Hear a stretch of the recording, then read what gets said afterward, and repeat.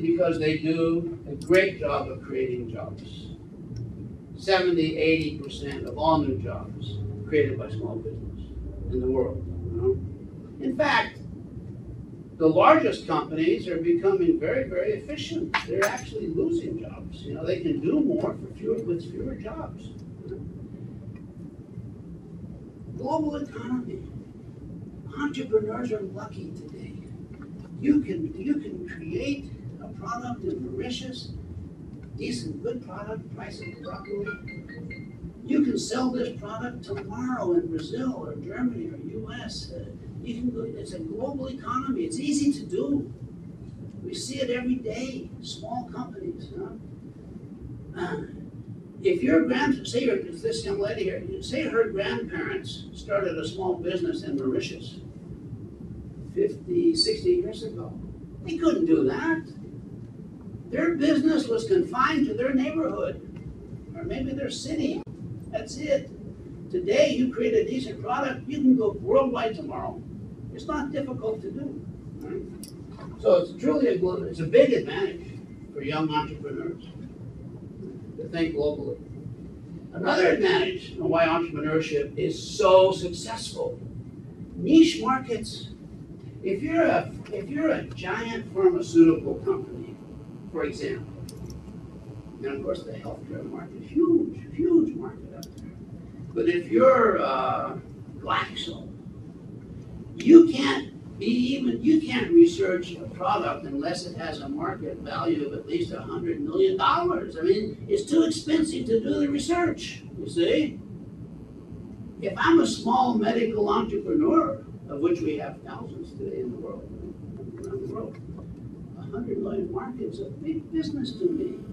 I'll put my life and soul into that. So the niche markets, a $20 million market is very nice for a small entrepreneur, but IBM can't think that small. So this is our advantage, you know. We can go after these niche markets. The other thing, if anyone says to you, oh, I could become an entrepreneur, but I don't have the money, nonsense. The world is awash in money. Venture capital, government loans, families and friends and personals, all this, there's lots of money out there. What you need is a good product. If you get a good product, the money will come, you see. A lot of the venture capital funds in Silicon Valley, they're actually closing up or just lowering their funds because they have more money than good ideas coming, you see. So I don't buy the idea that, oh, if someone would give me $1 million, I could become an entrepreneur. Some statistics say there's $300 billion available around the world in venture capital right now. Number 4, this one I really like, about why entrepreneurship is so nice. We call it the ultimate meritocracy. It doesn't matter the color of your skin. It doesn't matter your girl or boy. It doesn't matter what your family background is. It really doesn't matter too much where you went to school. If you come up with a good idea, you cannot be stopped. It's fantastic. And this is why we've learned that entrepreneurship is much more important for poor people than rich people. It's the way out of poverty for so many people, you see. You cannot be stopped, right? You can't become a vice president at IBM if you don't look right and you don't have the right education. You can't. It's still a bit that way. But you want to start a small business, make a great product, you can't be stopped. Ultimate meritocracy, really nice. And finally, who are these 3 to 4 or 5 million new entrepreneurs a year around the world? They're us, average people. They're not geniuses. In fact, I can tell you, I've met enough of them. I can tell you they're not geniuses, okay? Average IQ, and in the US again, average entrepreneur, 35 years old, first timer, 8 years experience working in a company, which is a good idea. That's a good background to become an entrepreneur, I think. They have very low divorce rates. I'm not quite sure why that is. Lower than the usual. And there are less convictions, criminal convictions of entrepreneurs than big-time executives.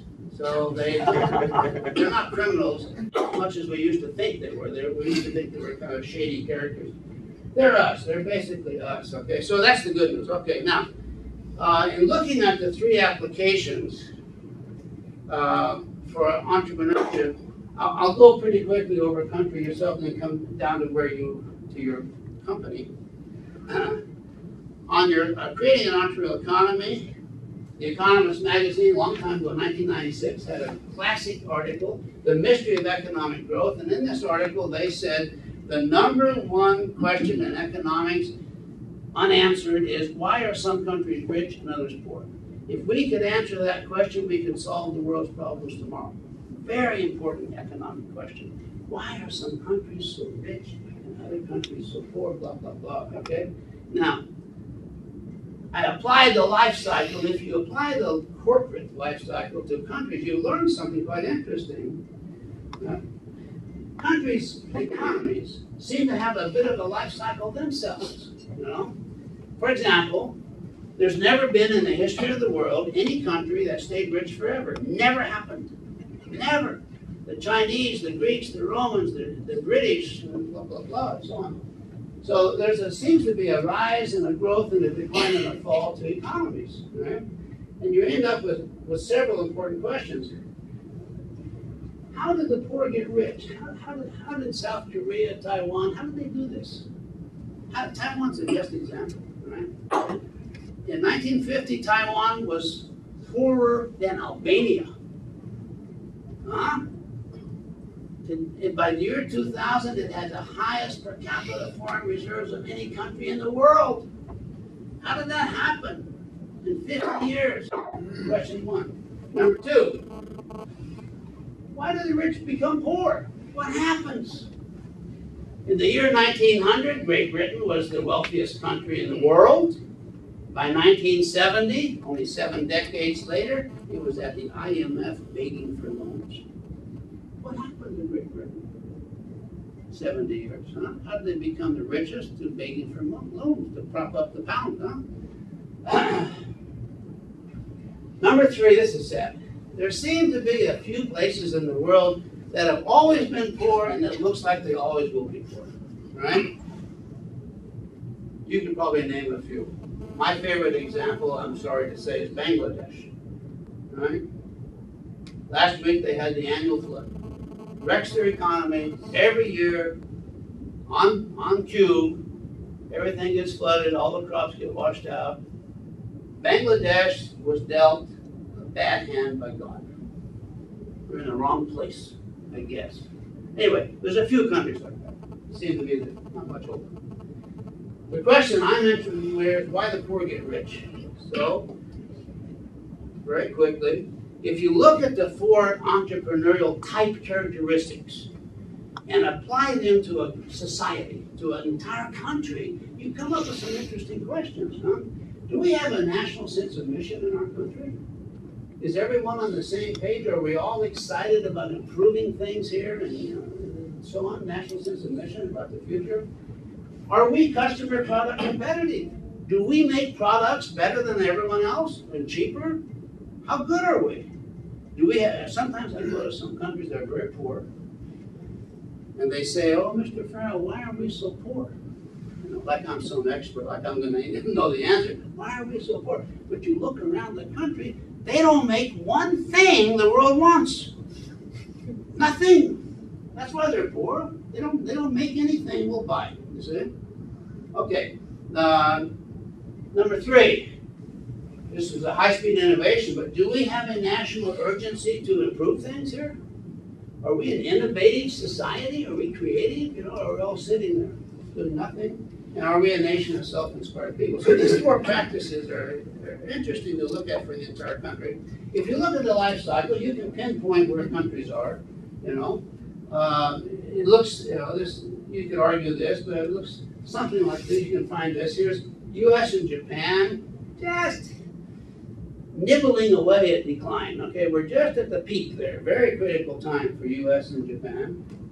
Chile, South America, the Asian tigers. Here come the 2 big giants. Boom, boom, boom, boom. I'm coming up. You know, I'm sure you've been to China. It's unbelievable. It's like the startup time, you know, of a company. Over here, we got the losers, the ones that used to be rich. They seem to have lost their way and so on. Okay, where's Mauritius? Where's Mauritius? In here somewhere? Doing well? What's your growth rate? 9%?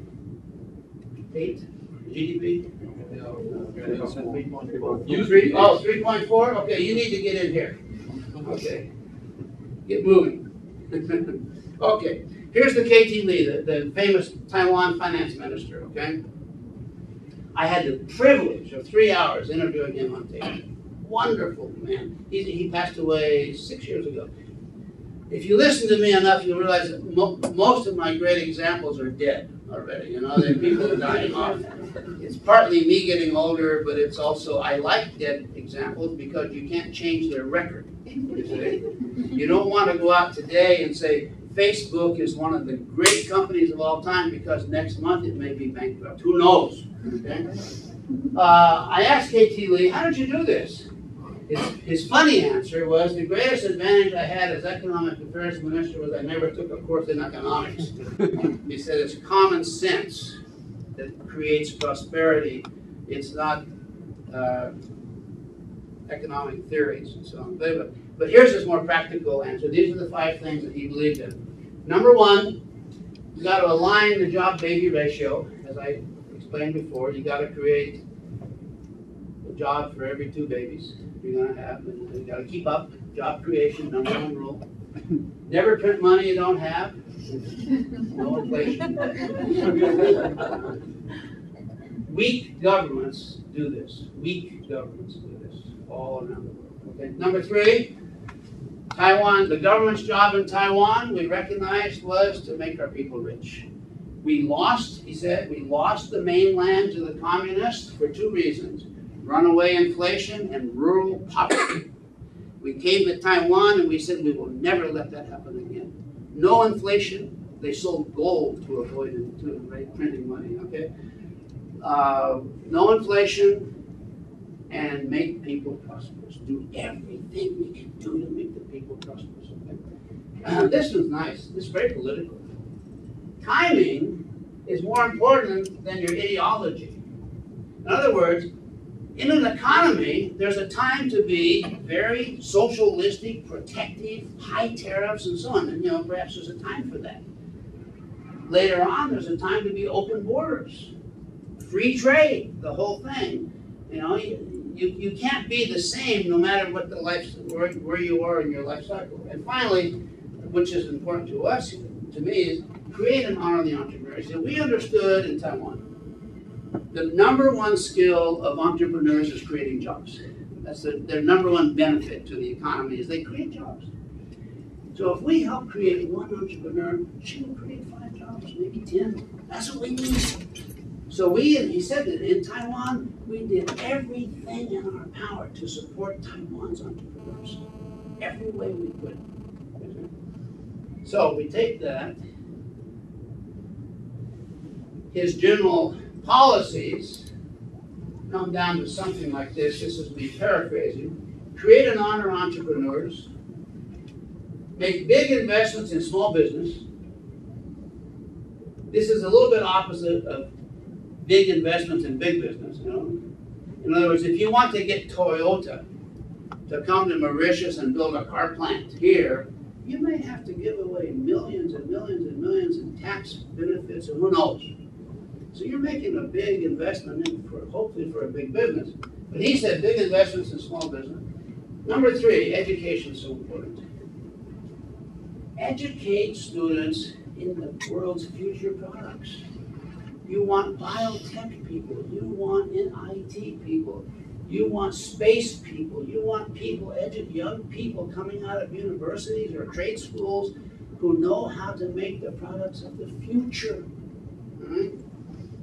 Education plays a huge role. And what we find in so many countries still today, educators more or less anti-business. Really, you know, to a degree. Not here, of course, in your institute. And make entrepreneur development a key economic strategy of the country. All these are some of our clients. All these places have hired us and others to do some entrepreneur development work, training, whatever, consulting, training, whatever. Why are so many countries doing this today? Here's the reason. Because it's a bargain. It's the cheapest way to grow the economy. This is New York City. New York City has a venture capital fund of its own.